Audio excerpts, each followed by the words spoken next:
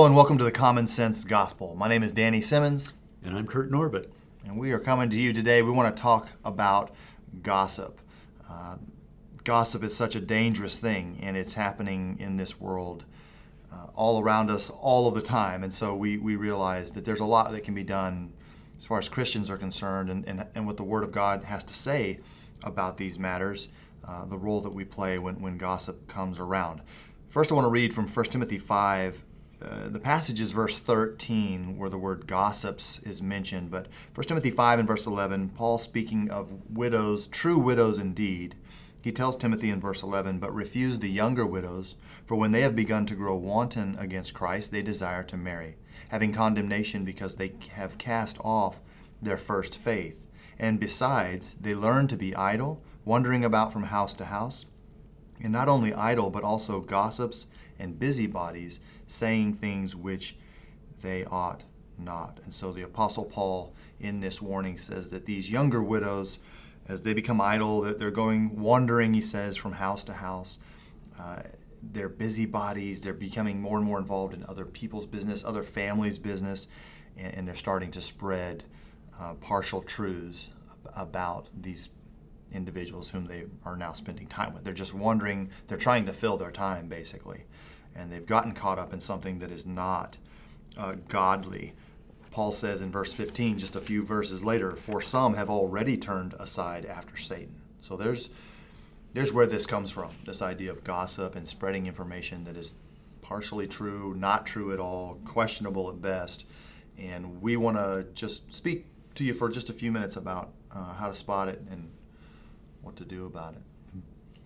That's a good passage to start with, Danny, because it describes for us what that activity is like. We don't actually find a definition of gossip in the scriptures. Other than that passage in 1 Timothy 5:13, you don't really find the word. For example, if you read Paul's lists of sins, for example, Romans 1 or Galatians 5, you don't find gossip in that list. James would certainly include it, as in James 3, he's talking about the dangers of the misuse of the tongue. But even then, he's not specifying anything. He's just talking about how dangerous the tongue can be. No man can tame it.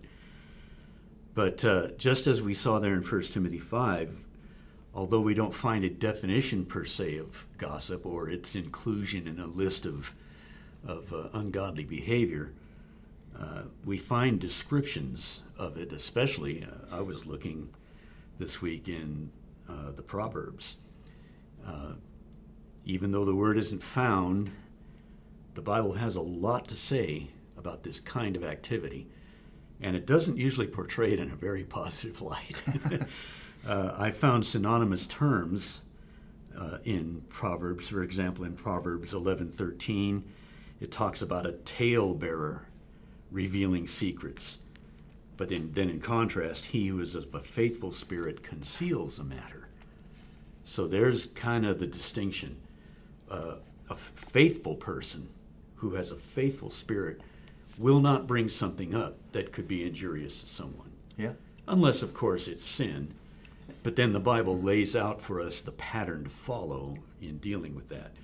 But as we're just hearing news events, gathering up facts of the day and stuff that come to our attention, the faithful person will not reveal something that he doesn't think is going to benefit another one. But the talebearer will reveal that secret. Mm-hmm. Then in Proverbs 16, there are several synonyms there. In fact, it'd probably be profitable to read that quickly. Proverbs 16, beginning in verse 27, the wise writer, Solomon, tells us that an ungodly man digs up evil, and it's on his lips like a burning fire. Boy, this is a hot one. Yep. I gotta get this one out. Yep. A perverse man sows strife, and a whisperer separates the best of friends. So this kind of a person, this kind of activity is described as ungodly, perverse. This individual is a whisperer, which indicates, okay, here he's imparting something he's not willing to say out loud. Right. And bring it to the attention of maybe the individual he's concerned about. He'd rather go around behind people's backs and whisper about it. Right. Because then, that's really tasty. I've got a juicy one for you. My lips are burning about this one, so I've got to spread it out. And then finally, in Proverbs 11:9, it says that the hypocrite with his mouth destroys his neighbor, but through knowledge the righteous will be delivered. So a whisperer, a talebearer, an ungodly or perverse person, a hypocrite, these are synonyms that are used to describe this kind of activity that the Lord is not pleased with.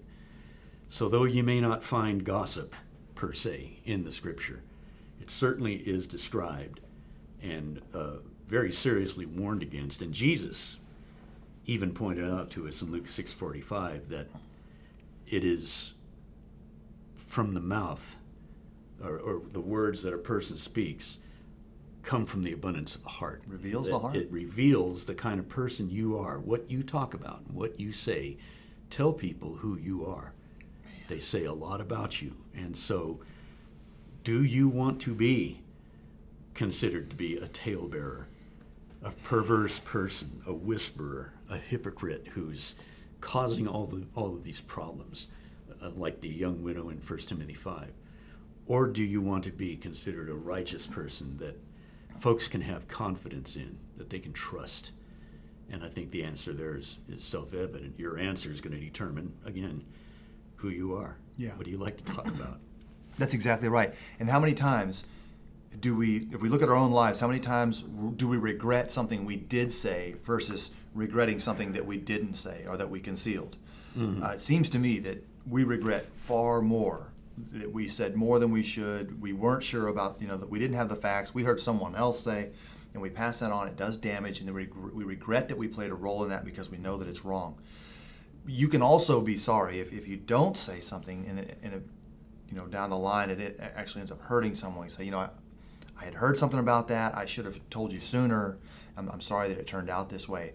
But even then, you're still showing the wisdom of being willing to conceal and not, flapping your lips all the time about every little rumor that you've heard, because there's great danger there. And like you said, you are starting to show the world who you are. You're painting on the canvas your character, who you are, and what people can expect when they speak to you. Mm-hmm. So what comes from your mouth reveals who you are, and that's a beautiful thing. James 3 as well. James says the tongue is set on fire by hell. And what a forest fire a little spark will kindle by the tongue. And all of that's tied to this idea that we've got to be careful. We're supposed to speak with grace, seasoned with salt. And that we would impart grace to those who hear us. And this idea of gossip or saying questionable information about someone else is extremely dangerous. And we've got to be able to spot that in our own heart to make sure that that's not part of who we are. Yeah. And just to expand on that point, you mentioned saying something that you regret. How easily we forget that, as it says, a righteous man, someone who's of a faithful spirit conceals a matter, because once you put that word out there, you cannot take it back. Right. Whether you spoke it, or especially today in social media. Oh, man. I remember one guy always used to say, before you get something, you write something up in Facebook or whatever it might be. I tend to avoid all these social media things, but you go over it a couple times. Mm-hmm. Don't hit send, he would always say, because once you send it, whether it's a picture, a statement, it doesn't matter. When you hit send, it is out in the world for everybody to get. That's right. And you cannot take it back. If it's evil and ungodly, then the devil's going to get every mile that he can out of it. That's right. And like you said, the great danger in all of that is you can't bring it back. You can't make it go away. You can certainly try to apologize and clear the air, beg for forgiveness, but don't do that to yourself. Yeah, and it may be the damage that is caused is impossible to fix. Absolutely. I mean, how do you unscramble the egg? You can't. It just can't be done. We're assuming that someone would tell you, "Hey, you offended me," or "This hurt my," and then you have an opportunity. That doesn't always happen. Sometimes they they hold that in, and they're as furious as they can be about you and the way you handle information about them, and you'll never have a chance to tell them you're sorry. So You can't get the toothpaste back in the tube, so Right. just don't squish it out there in the first place. man, you got a lot of those, don't you? The cat's out of the bag. I mean, is that- Well, I was thinking, look how much our world loves gossip. yeah, What's National Enquirer all about? It is nothing but just gossip. yeah, And who knows if it's been verified or not? I'll bet you 90% of it isn't. They just throw it out there because it's juicy. yeah, And People Magazine, same thing. You get these entertainment shows on TV, and they're just dishing on everybody, all the celebrities or whatever. Here's the latest thing about so and so. yeah. Oh, there's a little bump. Are they expecting? Right. And just on and on and on, and people soak it up. That's right. And it's so poisonous. Yeah, it is. Because it gets you used to that.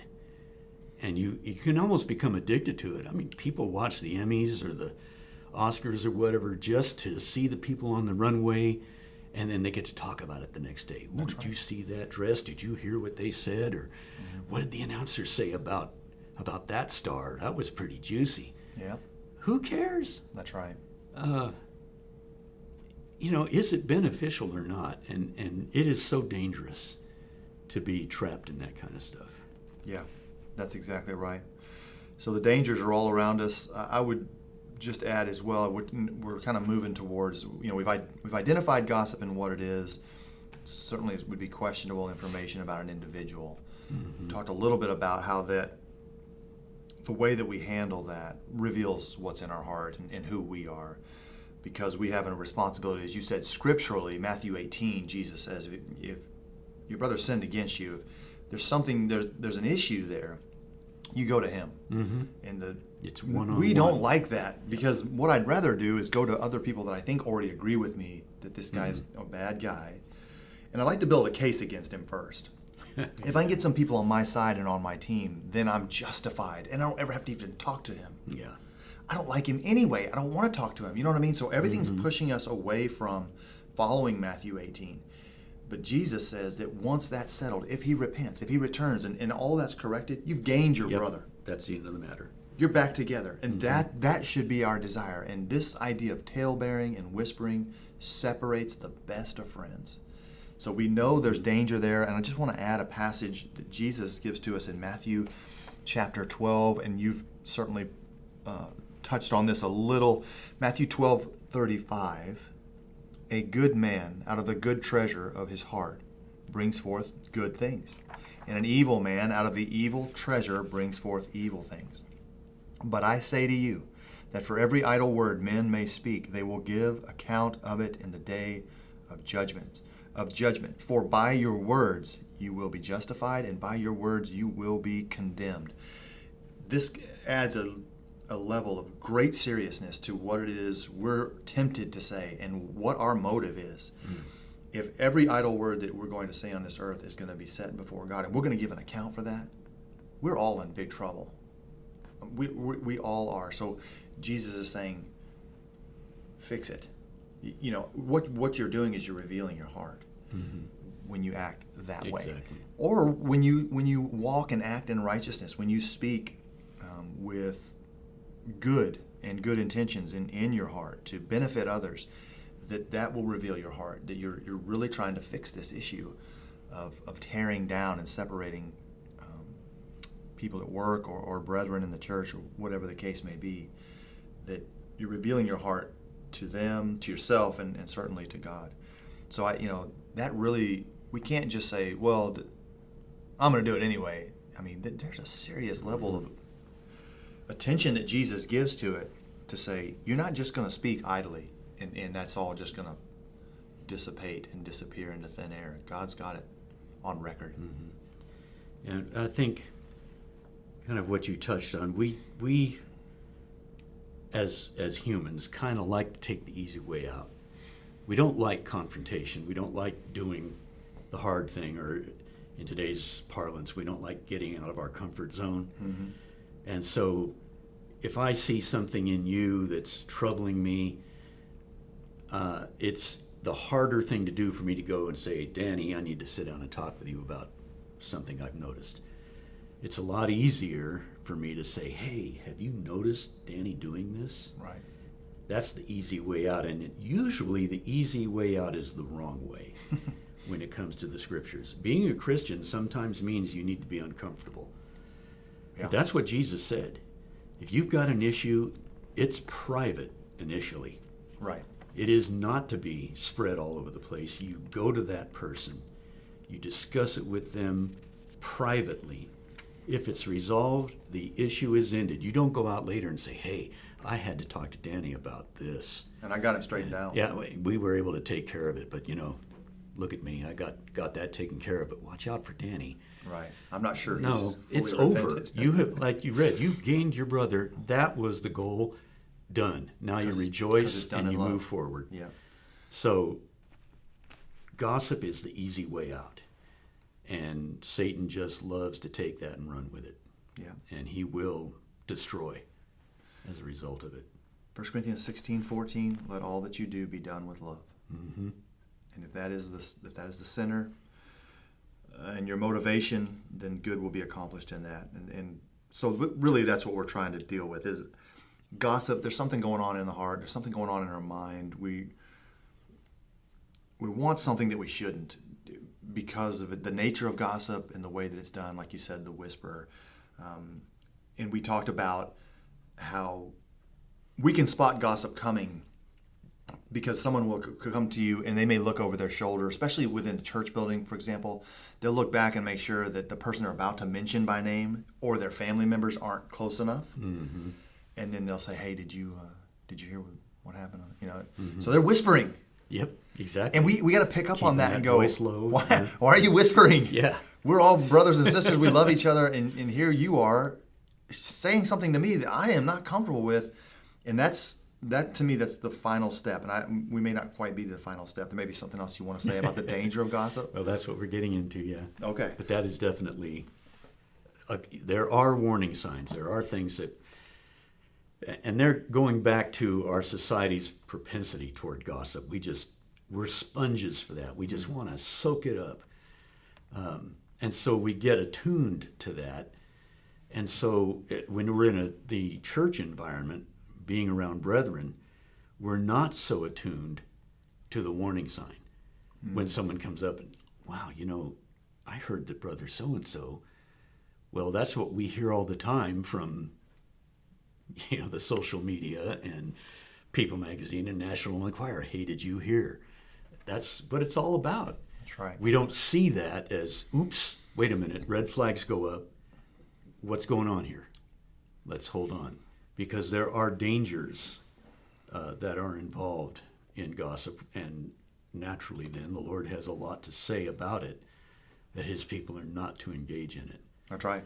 And so maybe in our concluding minutes here, we can look at some of the dangers of gossip, why the Lord is so vocal about it. So many warnings, Proverbs, James, Timothy, Jesus teaching, the proper use of the tongue and how we are to behave toward others in the way that we discuss them. Yeah. One of those dangers that we've kind of already touched on is, to me, gossip really appeals to pride. For the person who has the information, hey, I know something that nobody else does. I'm over here now. I'm kind of on the upper step, and I'm going to share it with you, Danny. Wow. Of all the people. Ooh, so I'm going to be on the inside on this. So there is that, I know things about people that maybe some others don't. That's right. And Proverbs 26:22 addresses this. Actually, beginning in verse 20, he's talking a lot about the use of the tongue and the misuse of the tongue. Because he says in verse 20, where there is no wood, the fire goes out. And where there is no talebearer, strife ceases. As charcoal is to burning coals, and wood to fire, in other words, that feeds it as you add to it, so is a contentious man to kindle strife. Then he says in verse 22, the words of a talebearer are like tasty trifles, and they go down into the inmost body. Ooh, that's good. I like that. See, so it appeals to the flesh. It appeals to the pride in a person, and that kind of fleshly pride is something that we see consistently taught in Scripture we need to stay on top of. Yeah. That needs to be tamped down, because it's not about me. It's not about that other person. It's about Jesus Christ and our relationship with him and with each other. Yeah. So that appeal to pride is, I think, one of the initial dangers that I see You're so right. in gossip. Yep. If you have the information, then you're in control of that information, and because you decide when and who, and all those things build up pride. Exactly. It's nothing else. Yep. And if we sense that in ourselves, if we're looking for that friend of ours to go grab them and tell them, it's got to be something we recognize and we're willing to shut down and say, I'm not going to do this. I can tell this is wrong. I'm doing it wrong. Something's not right here. I don't want to move forward with this, and just squash it, because like you said, if Jesus is with you and you've got this spectacular information that you can't wait to share, if he's standing there with you, would you still take your friend aside and say it? Is it still as special as you thought? Good point. That really, really hammers home where you are and where your heart is. And Jesus knows all of that already. And so, he settles everything in matters like that. So someone comes to you and says, look, don't say anything yet. Right. Man. The alarm bells ought to be ringing. My ears perk up. I'm like, okay, I won't, listen, don't tell anybody, Those words, it says everything that you just pointed out. It says, I've got something that's important, and it's about somebody, and I've chosen you to share it with. And so, man, well, give it to me. I'll do what's right with it. I won't tell anybody. Right. But please tell me. Yeah. Right? And then depending on what it is, we change. You're just feeding the fire. Yeah, what we do next. So and that's what we want to talk about last is we've spotted it, we recognize it, we've got these red flags that come up when it starts to raise its ugly head. What should we do? If someone does choose you, you can handle it in a way where they will never choose you again. And that's what we want. We want them to know that if you talk to me about this, we're going to get to the bottom of it. Because I'm taking what you're saying as valid, and there's a scriptural way to see this through. And people who like to gossip are not going to want to hang around you because you keep saying, let's go see, right? The principle is found in Deuteronomy 13. Deuteronomy 13 and verse 12, the Lord, speaking to his people, says this is how you handle something that you've heard. Deuteronomy 13 and verse 12, if you hear someone in your cities, which the Lord your God gives you to dwell in, saying, corrupt men have gone out from among you and enticed the inhabitants of their city, saying, let us go and serve other gods, which you have not known. Then you shall inquire, search out, and ask diligently. And if it is indeed true and certain that such an abomination was committed among you, you shall surely strike the inhabitants of that city with the edge of the sword. And so God gives guidelines and a rule here that if you hear someone saying, and then he's got this picture given about what it is they're saying, and they're saying something that's really bad. Let us go and serve other gods, which we've never known. That I heard guys saying they're going to go serve other gods, and they're telling other people to do it too. The very next things God says you shall do: inquire, search out, ask diligently, and then if it's true, now do this, right? But not before. In like we talked about just a few minutes ago, all three of those requirements that God gives to us take time and effort. Inquire. Mm-hmm. Look into it. Search out. So now we've inquired. Someone says, yeah, I think I heard something. So now we're going to say, can I visit with you for a little bit? Tell me more about that. Who were they? What are their names? Are you also bearing witness to this? Collect the witnesses that you need by the law and by the word of God to move forward to the next step. Then ask diligently. Mm-hmm. And when we follow that procedure that God gives to us for our good and for the good of the people around us, then we're benefited. And it absolutely just destroys gossip and the temptation to gossip. So just as an example, someone comes to you and says, man, did you hear about Jim? Sorry if anybody out there's name is Jim. That was just a random. This is not on your Jim. It's a different Jim. Don't worry about it.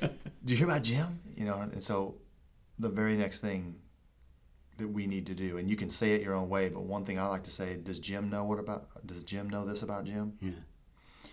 Because I don't really want to talk to you about Jim. If they want to continue that and say, let me just tell you what happened with Jim or what Jim said or whatever, then you say, let's get Jim in the room. Yeah. Jim's right over there. Yeah, Let's go talk matter to of him. fact, yeah, he's standing right over there.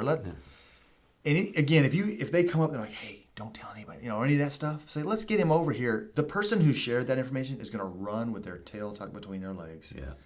They came to you because they didn't want to go to Jim, right? Right. So eliminate it, and we've got to take these bold steps because then gossip has no, the fire, as the proverb you listed, the fire is put out. Mm-hmm. There is no wood now for the fire because I don't desire those things, and you shouldn't either. And so that calms everything down. It gets rid of the divisiveness of gossip and talebearing. It gets rid of the destruction that it brings and putting us at odds with one another over things that haven't even been confirmed. Inquire, search out, ask diligently. And that takes effort. Yep. It takes work, and we tend to be lazy. And the harder I I don't work wanna do all that work. trying to figure out what all these rumors are about, the less I want to hear, right? Exactly. I just say, look, don't tell me. I don't care. I don't want to go through the 19 steps because you heard something. Yeah. I'd rather just not be a part of this. Either way, gossip has been told to move along. There's no place for you here. And then that person who wanted to share it, knowing that it was questionable information to begin with, they can search their own heart. You've actually taught a great lesson without, saying, can we read Deuteronomy 13 together first so I can preach to you? Just live it out, and it'll have its effect. Yeah. And there, to go back to our original point, you've dealt with the pride issue on that. You've squelched that out immediately. But another danger that this kind of activity can involve is that Proverbs 17:9 tells us that it will destroy relationships. Solomon said, he who covers a transgression seeks love, but he who repeats a matter separates the best of friends. So you are going to destroy relationships if you desire and decide to engage in gossip.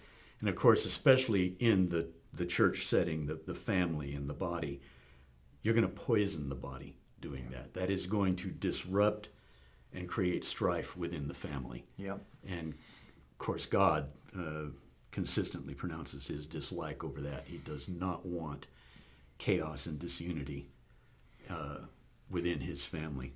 Nobody wins. Yeah, it's just destructive. Nobody wins. In fact, a third danger is brought up by that, and that is ultimately you're going to ruin your own reputation. It's going to come back to you eventually. Yep. Proverbs 25, beginning at verse 9, again touching on a point we've raised repeatedly here. Debate your case with your neighbor himself, and do not disclose the secret to another. In other words, you go in private first, right, and resolve it that way, lest he who hears it expose your shame and your reputation be ruined. Yeah. So, is that what you want? If you're going to share that tasty trifle, if you find your lips burning over this thing you have found out and you can't wait to get it over to your buds over there, think about that for a minute. Do you really want that to come back to you and destroy you? What you're attempting to do to them will have its effect on you. And actually, that is a good warning and good advice that Solomon gives us against gossip and telling us what to do about it. If you've got an issue, debate your case with your neighbor himself. Don't disclose the secret to another. Why? Because when he hears about it, he may expose you because you're wrong. And now your reputation is ruined. Shot, yep.